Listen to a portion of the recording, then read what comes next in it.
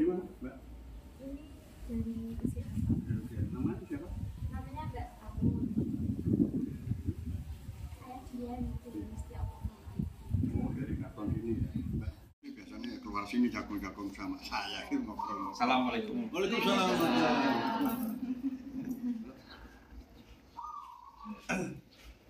Yang jauh dari saya. Alhamdulillah. Dari mana ini? Dari Dari Malaysia. Tuh, kenapa teman ini? mau kesini Pak, mau minta motivasi sama saran-saran gitu Pak. Oh gitu. Saran apa ya? Soal kehidupan Pak. Saran kehidupan. Ya, ini bagus sekali kalau anak muda mau minta saran, mungkin saran dari saya atau motivasi nanti mungkin ambil yang terbaik. Kalau menurut Anda nanti tidak baik, ya jangan diambil. Nah gitu. Nah di sini apa? Untuk tentang pekerjaan, apa tentang cari pacar mungkin, atau cari teman dunia akhirat. Gini, mumpung ini anak-anak muda ya. Jadi di sini saat ini tidak tahu penyebabnya apa. Perceraian di Indonesia ini sangat banyak sekali, luar biasa. Kemarin kami juga sudah ngobrol-ngobrol dengan teman-teman sesepuh untuk gimana caranya mengantisipasi perceraian di Indonesia, terutama di Demak ya dan sekitarnya. Itu mungkin kita butuh pembelajaran ya. Di pembelajaran di sini yaitu apa ya, dari seperti ini mungkin Pak, anak-anak ini mau menggali, mau mencari motivasi. Kalau saya sih gini ya, ini saatnya kamu kan sudah usia berapa ini? 21, 20, 21, 22 ya. Nah di sini penyebab utama perceraian itu biasanya apa? Saya yakin semuanya tahu, karena pernikahan terlalu dini. Pernikahan terlalu dini itu apa? Kita tuh masih ibaratkan gini, sebelum kita punya KTP, itu bahasa kita apa? Masa kanak-kanak, masa anak-anak. Begitu kita sudah punya KTP, baru masa dewasa atau remaja. Nah di sini kadang adik-adik ini tergesa-gesa. Terkait masa anak-anak ini kan kita coba dari kita dilahirkan sampai dikatakan anak-anak itu kan butuh waktu 5 tahun. Jadi apa? Masa balita, ya kan? Masa balita. Nah di sini bawah 5 tahun. Berarti kalau 5 tahun Anda 17 dikurangi 5 tahun 12 tahun. Ya, kalau Anda masa remaja harusnya kan ngambilnya sampai 12 tahun juga atau lebih. Coba kalau dari 17 tambah 12 berapa? 29. 29, 27, 28. Berarti dengan idealnya kita menikah tuh di usia 25 sampai 30. Di situ itu harus dipahami dulu. Nah, tadi masa kan sebelum kita umur 17 ini kan kalau kita pacaran kan nggak boleh harusnya. Kalau kita secara Islam, makanya di sini orang tua sewu yang panjenengan mungkin anaknya masih kecil, itu nanti harus ada pembelajaran. Pondasinya harus kuat. Sekolahkan di agama apapun itu harus pondasi agamanya itu kuat. Kalau udah tahu agamanya kuat, artinya tahu tatanannya. Jangan sampai anak kita itu umur belum 17 sudah pacaran, udah bukanya HP itu sudah yang tidak benar dan gitu. Itu riskan. Nah, harusnya nanti 17 belum 17 itu hanya mengenal pelajaran IPA tentang teknologi, tentang pembelajaran tentang ya berlomba-lomba untuk mendapatkan sebuah prestasi. Jangan berlomba-lomba untuk apa pacar. Seperti contoh kemarin hari ada itu SMP yang tukaran di lapangan, dilihat temannya itu karena rebutan pacar. SMP udah wanita lagi rebutan cowok, ini tidak baik. Ini menurut saya yang salah orang tuanya. Kenapa? Pengawasannya kurang, pondasi agamanya kurang. Nah, di sini harus pondasi agama harus kuat. Nah, kalau situ sudah umur 21 20 di sini, kuasai dulu materi tentang alam. Materi alam apa ya? Panjenengan mau belajar apa? Belajar tentang kehidupan, rumah tangga dan sebagainya. Nah, itu dipelajari. Oh, cowok yang baik itu gimana? Nah, di situ diawali dari dirimu dulu.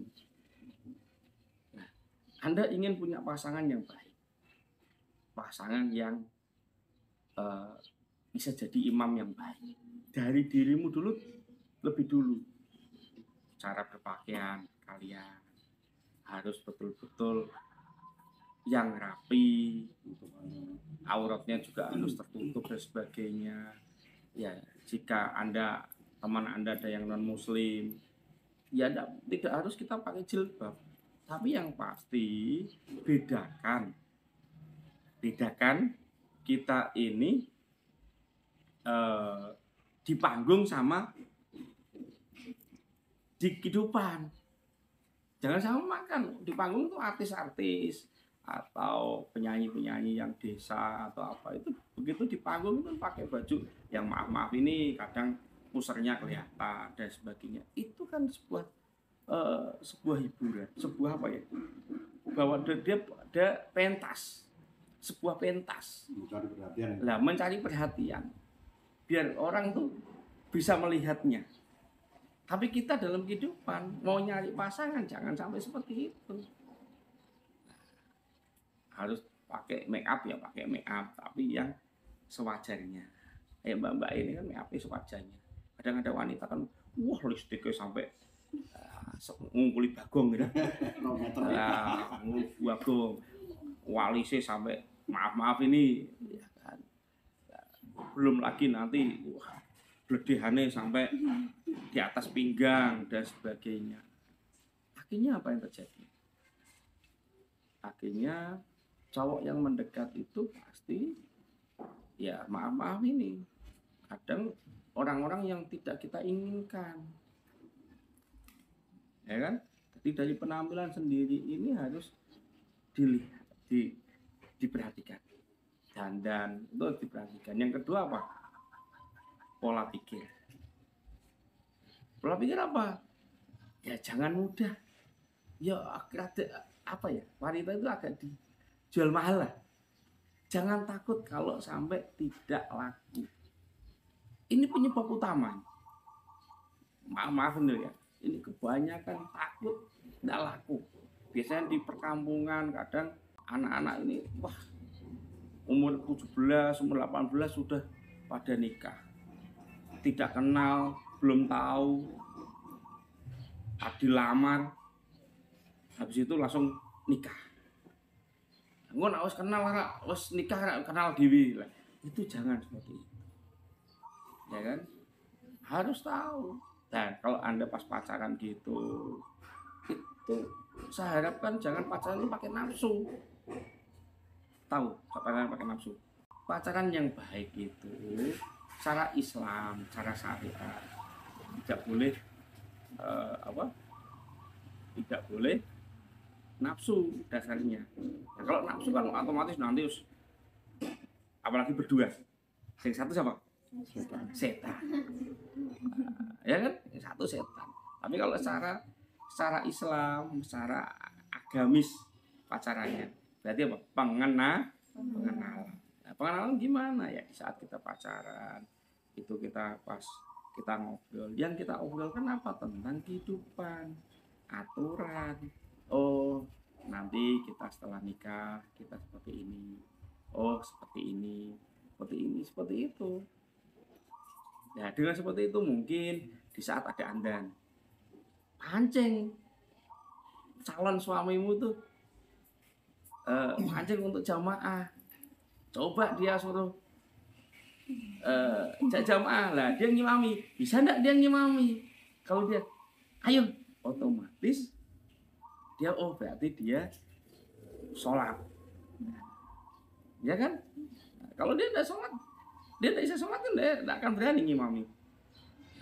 Pancing seperti itu. Begitu dia, ayo sholat seperti ini, minimal 1 poin sudah kita dapat, ya kan? Seandainya orang itu tidak sholat, tidak mengenal sholat, tak gini, tugas kalian kalau memang Anda cinta, bikin dia mau ibadah. Seandainya ada teman-teman yang Nasrani, ajak pacar untuk ke gereja, kok tidak mau? Nah ini kan ajak sama Islam gitu, ajak jamaah ke masjid. Seandainya pacarmu pada waktunya terawih, pas datang biasanya apel malam minggu ya kan, terawih kan gitu kan, waktunya terawih, ajak coba, yuk malam minggu ini acaranya kita di masjid terawih, diajak ke terawih, kok dia mau muter-muter, berarti anak ini diajak, disarankan, kok dia mau, insya Allah akan jadi imam yang baik, ya kan? Yang kedua, kalau kita mau cari calon pasangan, ya kita coba, kita obrolin tentang orang tua kita, gimana dia sayang sama orang tuanya. Kalau dia sama orang tuanya tidak sayang, mana bisa sayang dengan kamu, ya kan? Agak ekstrim ini, mungkin HP kamu tunjukkan, coba tunjukkan wanita yang lebih cantik ketimbang kamu. Cewek ini cantik ya, nah, begitu dia nanti memang orangnya orang cinta banget, dia tidak akan komentar ini. Yang laki-laki juga seperti itu, kebalikan, ya kan? Nah, laki-laki juga sebaliknya. Jadi komunikasi itu wajib adanya, makanya harus ada jeda masa remaja untuk mempelajari itu. Jangan dari anak-anak tidak ada masa remajanya, tidak ada masa mudanya, tiba-tiba langsung masuk masa keluarga atau masa rumah tangga, itu loh, ya kan? Ya itu yang harusnya. Nanti ada jeda masa balita, masa kita di dalam kandungan, nanti masa balita, anak-anak, remaja atau pemuda, terus masa rumah tangga, terus masa tua, itu ada, ya kan? Itu ada masanya, itu proses itu jalankan, ya jangan karbitan, ya, masa ini dijalankan, jangan sampai karbitan. Nah di sini nanti sampaikan ke teman-teman, ya ternyata nyari pasangan hidup itu harus seperti ini. Dari kita sendiri itu harus berpenampilan yang baik, pola pikir kita harus baik, kita jangan sampai sekolah tinggi-tinggi tapi hanya dalam otak kita hanya nikah, rumah tangga, di rumah ngomong anak. Nah, itu tidak akan maju negara, nanti jadi apa? Tapi yang benar gimana? Kita sekolah tinggi-tinggi, harus ya kita pelajari, kita sukses dunia, insya Allah sukses di akhirat. Cari pasangan yang baik, karir perlu, tiba masa anak-anak, kamu kuliah, cari bekerja dulu, jangan tergesa-gesa untuk nikah. Habis kuliah nanti bekerja dulu. Ya masa kuliah fokus tesisnya, ya kan? Fokus skripsinya, fokus tugas-tugasnya dulu. Kalau pacar tuh hanya buat apa? Support, merangsang. Nah, jangan berpikir ke situ dulu. Apalagi sekarang, ya memang boleh kuliah sambil sudah nikah tuh boleh. Tapi kan kita kalau kita ada masanya, kita fokus ke pendidikan dulu, prestasi. Setelah cari prestasi, kita habis di wisuda, gelar ini gunakan dulu. Daftar jadi pegawai, mungkin pegawai negeri, swasta, bank atau perusahaan dan sebagainya. Itu dulu. Nah, selama kamu jadi anak-anak remaja kuliah itu kadang dapat uang dari orang tua. Sebisa mungkin kamu kerja dulu, dapat uang, bisa bantu orang tua. Atau orang tua itu tidak butuh yang gini. Ya, begitu kamu punya bayaran sendiri. Mau belikan kerudung dulu harganya paling berapa? 15.000 suanang itu. Enggak karuan. Iya kan? Apalagi yang lain. Di situ nanti perjalanan sambil menabung, sambil menata hati, barulah nawa itu mencari pasangan hidup. Nah, dari situlah nanti menyeleksi. Nah, barulah menyeleksi. Yang penting jadi jangan dari playboy. Menyeleksi itu dalam arti yang laki, ya seandainya, oh aku cinta si A, bangun cinta itu. Jangan sampai sudah senang si A, ada si B masih nolak, masih janjian si A kuliah, si B jalan, itu tidak boleh. Itu seperti itu. Dari pacaran itulah dibangun kesetiaan. Nah nanti begitu sudah nikah, kobil tuh nikah. Dan saya pesan nih, ya laki-laki sebut mau, ya iku malam, kadang gini. Nah pacaran itu kok sudah tidak bisa setia, apalagi nanti rumah tangga. Ya, makanya hati-hati di situ. Ya, cari pasangan yang betul-betul calon pendamping itu yang ajari yang baik. Ya, jangan diajari yang tidak baik. Yang baik itu gimana? Ya tadi, jak sholat, ya kan? Jak kita komunikasi dengan orang tuanya. Gimana dia menghargai orang tuanya. Insya Allah kalau dia bisa menghargai orang tuanya akan bisa menghargai dirimu dan orang tuamu. Gimana cara dia kuliah, bekerja, semangat enggak. Kalau dia udah enggak semangat bekerja, apa kita mau makan seperti apa? Cinta perjuangan gitu. Ada cinta perjuangan. Cinta adalah kebahagiaan. Arti dari kebahagiaan ini tadi punya pasangan yang pandai bekerja, ya kan, pandai mencari rezeki, takut sama Allah dan sebagainya.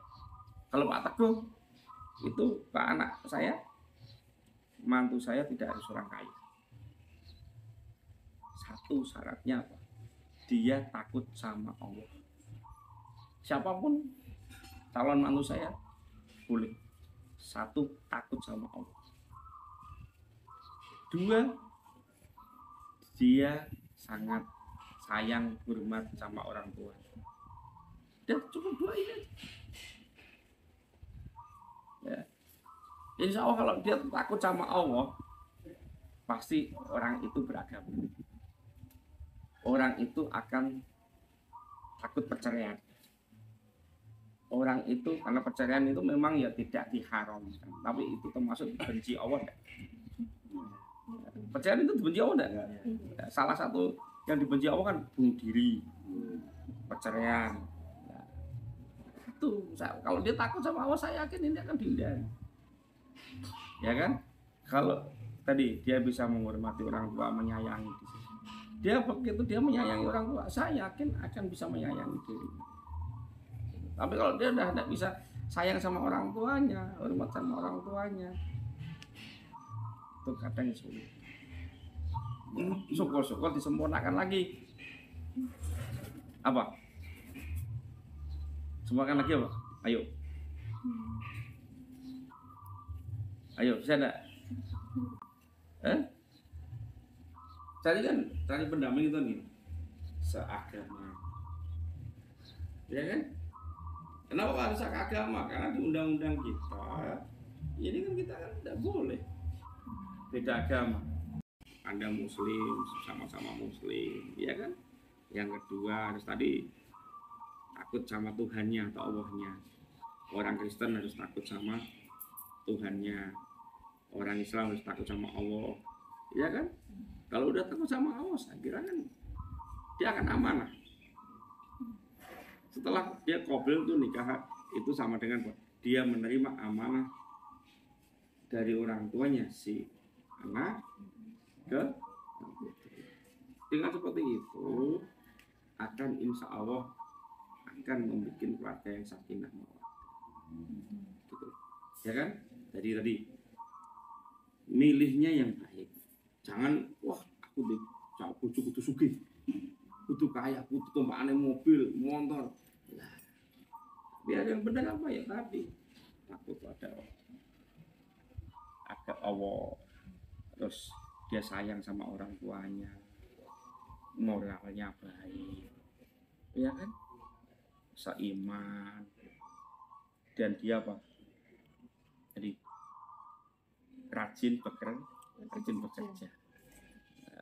bekerja. Karena apa? Hidup ini keras. Hidup keras. Maksudnya kalau udah rumah tangga minta mau beli susu minta orang tua, mau beli pampers minta orang tua, ya kan? Yang benar gimana ya tadi ini? Ya, sama apa?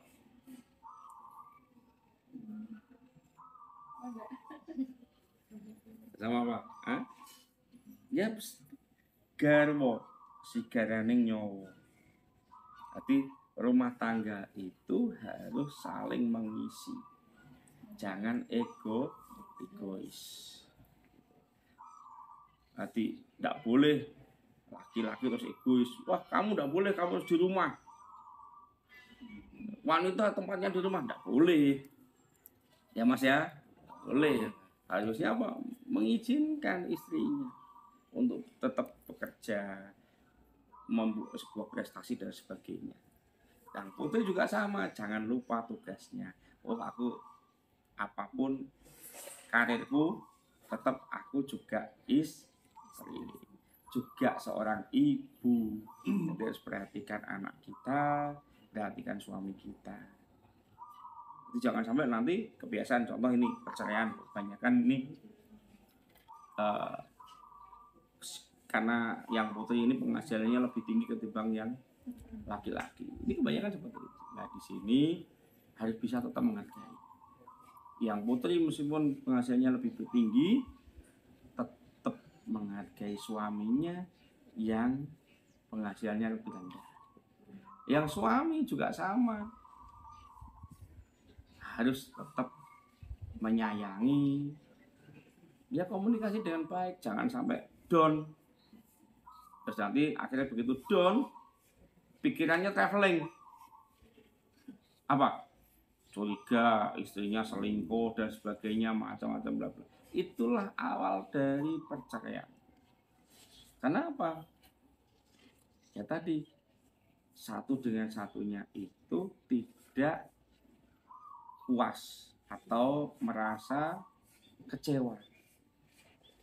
Ini meskipun tidak dilarang agama, tidak membuat kita ini talak, tapi tidak boleh istri kecewa sama suami, suami kecewa sama istri, tidak boleh. Apalagi contoh kamu kecewa sama suamimu, terus kamu curhat sama laki-laki lain. Laki-laki ini brengsek. Jadi apa terjadi? Dimanfaatkan, kamu selalu diperhatikan, gini. Itulah nanti yang belum tentu orang yang memperhatikan kamu ini tadi lebih bagus dengan suami. Itu contohnya seperti itu. Jadi penyebab utamanya karena seperti itu. Satu tentang ekonomi tadi. Nah cara ngatasi ekonomi apa ya tadi? Jangan sampai karena ini kan barang serba mahal. Ya persaingan di masyarakat juga tinggi dan kita juga kamu sekolah tinggi sampai kuliah. Masa mau jadi ibu rumah tangga doang? Ya kan? Harusnya membantu suami untuk mencari rezeki, menyempurnakan kehidupan. Jadi wanita itu penyempurna kehidupan. Melengkapi, ya melengkapi. Laki-laki tanpa perempuan tidak bisa lengkap dalam hidupnya. Ya kan? Seorang perempuan tanpa laki-laki tidak aman dalam hidupnya. Aman dalam rezekinya, ekonominya, aman dalam jiwanya. Ya kan? Contoh kamu jalan sendiri perempuan malam-malam, mesti orang berkata negatif tidak? Ya kan? Tapi coba kamu jalan sama suamimu, kan enggak? Nah, makanya di situ. Ya, itu aja mungkin itu bermanfaat. Jadi satu yang penting mau pacaran, mau sudah bersuami, rumah tangga, jangan sekali-kali kecewa sama pasangan kita. Jangan pernah. mensyukuri nikmat. Ya, jangan pernah kecewa. Karena itu membuka keran untuk perselingkuhan, untuk perceraian. Apalagi kamu sampai tidak, saya yakin di agama pun tidak boleh. Kita menceritakan nanti yang laki-laki ini akan aibnya, kekurangannya pasangan kita tidak boleh. Yang putri menciptakan pasangan kita juga tidak boleh. Itu seperti itu. Ya, harusnya seperti itu. Nanti kita betul-betul itu, insya Allah kita tidak perlu kita menjelek-jelekan orang yang sudah cerai, tidak perlu. Tapi awali pencegahan dari diri kita. Dari mulai kita ingin punya pacar. Kawal itu sampai kita nanti rumah tangga, sampai kita nanti menua. Seperti bapaknya ini, ya ini sudah nikah sudah lama dan beliau saat ini single, tapi single bukan perceraian, karena memang tugas seorang istri sudah selesai, sudah menghadap ke Allah duluan. Itu harusnya seperti ini. Tapi sampai umur 70 kan? 69. Nah, pernikahannya masih bertahan sampai 69. Jangan sampai pernikahan hanya 2 tahun cerai, 1 tahun cerai, 3 tahun cerai. Wah, itu nanti udah seperti itu gimana? Kasihan anak-anak kita. Mental anak-anak kita nanti, ya kan, pertengkaran suami istri, anak ini saksi. Nantinya anak itu akan menjadi sama. Makanya gini, jangan contohi masa depan kita yang tidak baik. Contoh tadi kan, pertengkaran dalam keluarga, kekecewaan dalam keluarga, apalagi sampai nanti, maaf ini mahasiswa kadang jangan korupsi, nanti kalau udah jadi pejabat korupsi dewe, ya kan? Nggak sampai pejabat jadi istri udah korupsi, uang belanja masih bilang sudah habis. Nah, ini loh, ya kan? Akhirnya kan anak ini kan mendapat pelajaran korupsi sudah mulai dini. Anak itu udah tahu mana yang lirik pada waktu suaminya ngasih uang nggak apa 1 juta mungkin anaknya yang lirik. Nah, sudah tahu ibunya tuh uangnya di dompetnya masih banyak, di depan suaminya bilang habis. Itu sudah ajari apa? Ajari jelek, ya kan? Begitu anak itu nanti besar menjadi pejabat akan korupsi, karena apa? Dari dini sudah diajari. Ya, itu aja mungkin yang bisa. Apa ada pertanyaan? Ada pertanyaan enggak? Ada, Pak. Apa? Gimana kan kita harus mencari pasangan tuh, Pak. Nah, itu sifatnya sifatnya dari pasangan kita. Gini sifat ya. Jadi anak, makanya tadi sudah bilang, Anda mau cari yang apa? Yang kiranya dia mau, oh aku ingin imamku itu punya tanggung jawab. Imamku itu punya tanggung jawab di dalam keluargaku. Ya tadi kita lihat dalam dia mencari rezeki gimana. Nah, dalam dia mencari rezeki gimana? Dia semangat enggak? Pancing coba di saat di jam kerja. Oh, Senin sampai Selasa Rabu atau apa itu. Coba kamu cek biar bolos. Nah, bolos bekerja. Pancingan dok, bolos kerja. Kok dia mau? Ya perlu kita curigai. Karena yang benar gimana? Dia ngasih arahan ke kamu yang baik. Misalnya kamu telepon, yang ini hari ini aku mau yuk, aku antar ke jalan-jalan ke Paragon dan sebagainya atau gimana. Suamimu harus pacarmu harus gimana? Mohon maaf untuk jalan-jalannya di Sabtu ya. Saat ini aku bekerja. Nah, Kalau nanti saya tidak masuk, kasihan teman-teman saya. Kalau pasanganmu seperti itu luar biasa. Jadi dia punya tanggung jawab. Meninggalkan pekerjaan aja dia tidak berani karena tanggung jawab. Apalagi meninggalkan tanggung jawab dengan dirimu. Dari lihat tadi, salah satu dari sholat. Kalau dia tekun sholatnya 5 waktu, dia kan tanggung jawab. Sebagai orang Islam, sebagai orang Muslim, dia tanggung jawab. Dia akan tekun ibadah 5 waktu dia tekuni. Otomatis dia akan tekun dengan kamu juga. Nah, kalau dia tekun dalam pekerjaannya, dia akan tekun juga. Seperti itu. Tapi kalau dia udah, oh iya, kerjaannya ditinggal. Nah, itu tanda-tanda mau susah. Ngejak susah. Nah tadi, seandainya dia kerja bolos gitu, dia nanti malas. Nah, ya kan, nanti kalau udah rumah tangga, ijen, malas gitu, gimana ya? Nggak susah. Yang benar kan suami yang semangat bekerja. Nah, ya kan? Karena suami adalah tugas pokoknya menafkahi lahir dan batin. Kalau istri kan apa tadi? Menyempur. Nah, kan mungkin penghasilan suami kurang, dengan istri punya pendidikan yang tinggi, kemauan, akhirnya bisa dibantu bekerja untuk menyempurnakan dalam bekerja. Makanya tadi saya pesan, seandainya gajimu lebih tinggi suatu saat, dengan suami tidak boleh semena-mena sama suami, tetap hormati. Ya, buat laki-laki, ya tidak harus semua uang itu dikasihkan ke istri, tapi menghindari yang tidak baik. Slip gaji itu tunjukkan ke istri kita, sampaikan, Dek, yang alhamdulillah aku dapat penghasilan sekian. Ini buat kamu, ini sisanya tak tabung ya, buat masa depan anak-anak kita, buat hari tua. Sampaikan, jangan kamu dapat penghasilan hari ini 300.000, bilang sama istrimu, aku dino iki entuk 50.000 tok. Ini sudah apa? Udah ngajari istrimu tidak jujur.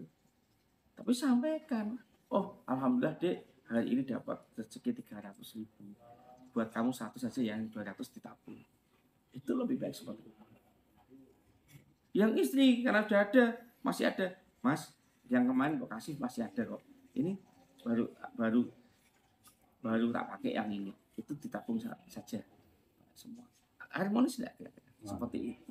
Sama istrinya juga yang bekerja, ya kan? Itu juga disampaikan ke suami. Alhamdulillah Mas, gajiku hari ini naik, jadi bisa lumayan 3 juta. Ini gaji Mas ditabung, nanti mungkin dalam kehidupan aku yang ini yang tak buat rendah. Atau gaji suami tetap dipakai, istri yang ditabung. Karena takutnya apa? Suaminya tersinggung, atau nanti suami bahasanya tidak nafkahi. Diterima yang istri ditabung. Suatu saat suami Mas bangun rehab rumah, uangnya kok, dia bilang, Mas, alhamdulillah ini tabungan mama ada 300 juta. Mungkin saya bantu untuk nambah-nambah renovasi dan sebagainya. Itu jangan malah karena punya tabungan besar suami asah-asah mandiin anak, nyuci, masak, malah dolanan HP, anak, ya kan? Suaminya nyuci asah-asah, istrinya senam, ya kan? Pakai tank top di tengah jalan, ditonton tetangga. Meskipun kamu nanti jadi menteri, jadi bupati, jadi apapun, tetap hormati suamimu. Iya. Masalah perjodohan Pak, cara perkenalannya tuh gimana? Kita sudah tidak suka, tapi orang tua tetap memaksa. cara perkenalan. Perkenalan apa cara mencegahnya? Ya cara mencegah dan perkenalan juga. Gini perjodohan ini memang ini bagus kita soroti. Dari perjodohan ini sampai sekarang tuh masih ada dan itu pun tidak salah. Karena dalam Islam pun sebenarnya pacaran tidak boleh. Yang boleh ta'aruf kan. Ta'aruf itu apa? Perkenalan kan, perjodohan. Di sini ini ya buat bapak-bapak, buat keluarga ya, buat orang tua. Di situ ta'aruf kan boleh, menjodohkan tuh boleh. Tapi kasih kesempatan untuk anak-anak kita untuk mengenal. Jadi jangan langsung dipaksakan, tidak. Apalagi sampai belum kenal. Hanya pandang, wah itu anaknya orang kaya, gini-gini. Ya repot. Karena nanti yang jalankan rumah tangga itu bukan orang tua. Nah, cara mengatasi itu gimana Pak? Nah ini, bilang sama orang tua yang baik. Pak, Bu, Ma, insya Allah siapa namamu siapa, ya kan? Insya Allah mana namamu siapa? Eva itu manut papa sampai mama.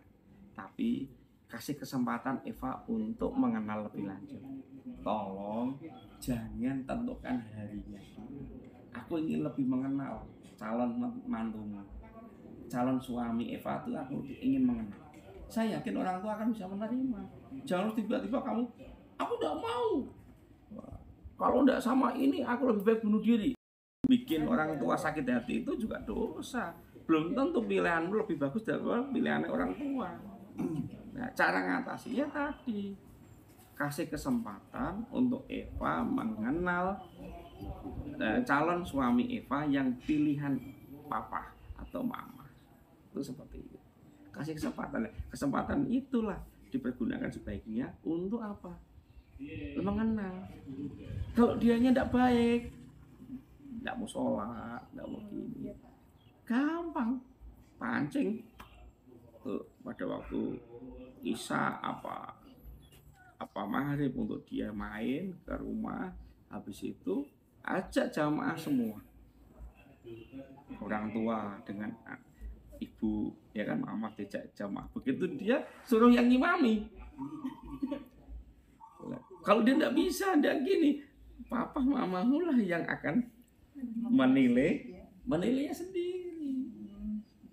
Ya kan, menilai sendiri. Kalau kamu udah tahu, oh ini orangnya tidak mudeng agama, tidak gini, kamu ajari tidak mau. Seandainya dia tidak mudeng, karena maaf ini jangan salahkan, kadang orang itu tidak mudeng. Mau tidak dia kasih pengertian? Contoh dia tidak mudeng, kan? Diajari, yuk tak ajari sholat, diajari ngaji. Kok dia mau? Berarti dia masih baik. Lebih baik dia awalnya tidak bisa, begitu senang sama kamu, ingin jadi imammu, mau belajar, itu lebih baik ketimbang dia sebelum jadi imammu dia sudah bisa, pinter, tapi tidak mau jalankan. Itu lebih buruk. Itu cara ngatasinya seperti itu. Langsung menerima, kasih pengertian orang tua yang baik. Saya yakin dia akan mau. Ya, ada lagi? Apa? Kalau dalam rumah tangga itu kan rasa saling percaya itu kan nomor satu. Nah itu cara membangun biar kita semua bisa percaya sama pasangan. Gini, namanya tadi yang bisa bilang, jangan pertama kali itu jangan pernah kecewa sama pasangan kita. Contoh Pak Teguh, ya saya itu kalau melihat, karena kadang ya kita tidak pungkiri ya, begitu kita melihat ciptaan Allah yang lebih sempurna, itu kadang laki-laki itu ya kembali ke laki-lakiannya. Sealim-alimnya orang itu pasti. Nah, di situ cara ngatasinya gimana? Jangan bandingkan pasangan kita. Kebalikannya juga sama. Jangan bandingkan. Bu, kalau karo kae ayu kae. Iki ngene, jangan. Tapi yang benar gimana? Seandainya kamu taksir yang apa bajunya? Ya, coba pakai baju kayak gini mesti bagus, mesti modelnya kayak gini, coba bangun, itu membangun. Kebalikannya juga suami, seandainya kamu lihat orang baju di dalam masuk pakai ikat pinggang tuh kamu sangat tertarik seperti itu, ya sama.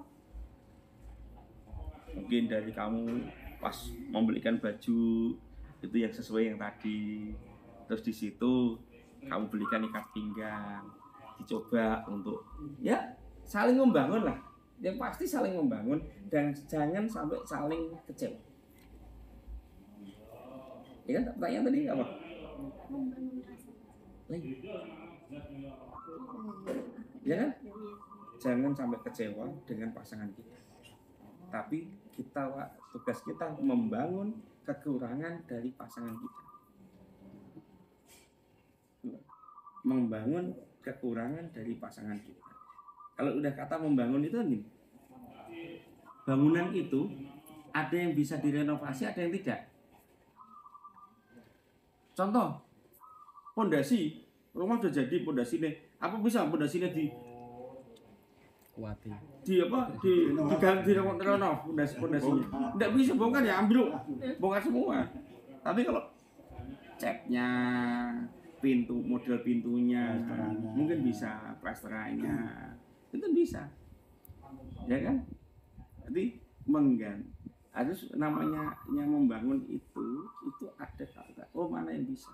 Contoh, maaf ini pasangan kita lihat orang buah putih, ganteng, gagah, sedangkan suamimu ireng, cendek, mau buat apa-apa ini tidak bisa. Nah yang bisa gimana? Ya, ireng lah, penting apa? Yang penting apa? Bersih. Bersih. Betul lah? Bersih. Bos hitam, nggak pernah mandi. Apa sih San? Ya kan? Nah, yang benar gimana ya tadi?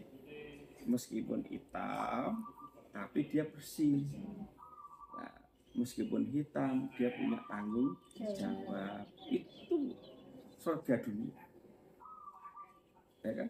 Tiwas ganteng, putih, gagah, jelek. Apa jelek?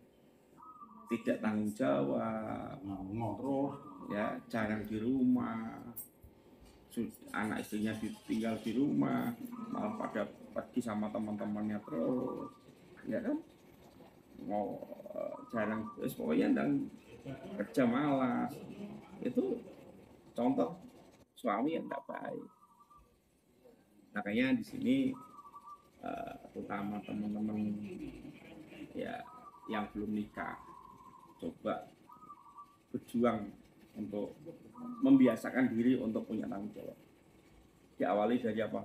Awal sekolah, tanggung jawabnya seorang sekolah apa?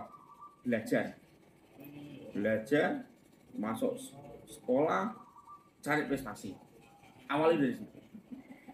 Begitu nanti sudah lulus sekolah, kerja, sama tadi, disiplin, punya tanggung jawab, jujur dan sebagainya. Insya Allah nanti kalau begitu masuk rumah tangga akan sama. Pernah guru-guru kita bilang, gitu kita bilang terbiasa dengan istighfar, sholawat. Di lesan kita untuk istighfar dan sholawat. Di saat kita nanti meninggal, insya Allah kita akan di saat itu istighfar dan sholawat, baca sholawat. Tapi di saat kita ini tidak biasa seperti itu, di saat meninggal tidak bisa seperti itu. Tadi apa kuncinya? Melakukan kebiasaan yang baik dari anak-anak sampai nanti rumah tangga. Terus seperti itu. Kita gimana cara mengatasi konflik saat berumah tangga tapi tidak ingin bisa? Gini, ada ART itu adanya perkelahian atau itu ada dua, kita bedakan. Satu itu yang memang si suami atau si istri ini punya penyakit. Penyakit itu dalam arti gini, itu memang harus nanti masuknya ke psikolog. Tidak ada masalah apa-apa, dia apa ya namanya, Kekerasan. temperamen itu beliau itu gangguan jiwa, bukan gila lah ya, jiwanya agak itu memang seperti itu. Kadang nggak ada masalah, nggak ada apa, tiba-tiba itu seperti itu. Tapi ini yang kita bahas bukan itu bukan ranah saya, itu ranahnya psikolog ya. Yang kita bahas ADRT itu gini, biasa suami atau istri itu akan lebih emosi jika pertengkaran itu dua-duanya tidak ada yang mau mengapa. Jadi seandainya egois, jadi seandainya ada suamimu besok kok marah, memang betul kamu salah. Tidak salah. Jadi gini, cara paling jitu mengatasi masalah itu apa? Cepat-cepat saling mengakui kesalahannya. Apalagi kalau kita udah tahu, oh aku salah, cepat-cepat mau kesalahan, terus aku salah. Nanti begitu aku nggak salah, orang yang marah itu, seandainya contoh, kamu dari bekerja, tidak langsung pulang, malah tinggal jalan-jalan sama temenmu.